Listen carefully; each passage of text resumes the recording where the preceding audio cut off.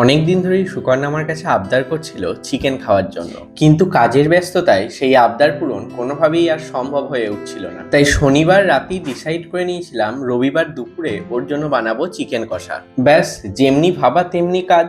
রবিবারের সকালে উঠেই আগে চলে গেলাম চিকেন আনতে। যেহেতু প্রতিদিন আমার খাবার হোম ডেলিভারি থেকে আসে, তাই রান্নার কোনো সরঞ্জাম আমার বাড়িতে ছিল না। অগত্যা চিকেনের সাথে মশলা, আলু, পেঁয়াজ সবকিছু একেবারেই কিনে নিয়ে বাড়ি এলাম। দেন শুরু হয়ে গেল সেই চিকেন কষার প্রিপারেশন। দেখো, এখানে আমি কোনো রকম রেসিপি বলবো না, কারণ আমার মনে হয় আমার থেকে অনেক ভালো রেসিপি তোমরা বলে দিতে পারবে। আর তাই চলো আজকে তোমাদের সাথে আমাদের কলেজ লাইফের একটা গল্প শোনাই। হাই স্কুল শেষ করে আমরা যখন কলকাতায় এলাম কলেজ লাইফ শুরু করার জন্য, তখন আমার খাবারের ঠিকানা ছিল প্রথমে আমাস্টির থানার ক্যান্টিন, পরে সিঁথি থানার ক্যান্টিন। আর সেই সব খাবারের গুণমান বা টেস্ট কোনো কিছুই আমি এখানে বলতে চাই না। আর সেই সময় যখন আমরা লুকিয়ে দেখা করতাম, তখন সুকন্যা কিন্তু মাঝে মধ্যেই আমার জন্য নিজে হাতে চিকেন বানিয়ে আনতো। And believe me, she is an excellent cook. আর বাইরে থাকার দরুন আমার রান্না শেখার হাতে খড়িও কিন্তু ওর কাছেই। আর তোমাদেরকে গল্প শোনাতে আমার এখানে চিকেন কষা অলমোস্ট রেডি। আর চিকেন রেডি করে ওর হাতে তুলে দিয়ে ওকে বলেছিলাম খাবার খেতে খেতে একটা ভিডিও করতে, চিকেনটা কেমন হয়েছে না হয়েছে সেই ভিডিওতে বলে দিতে। তো যাই হোক, ম্যাডামের এক্সপিরিয়েন্স এবার তোমরাও নিজেখানে শুনে নাও।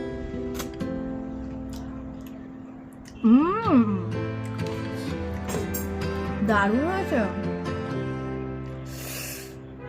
মুখ ছেড়ে গেল ফাটাফাটি, তো চুমু চুমু।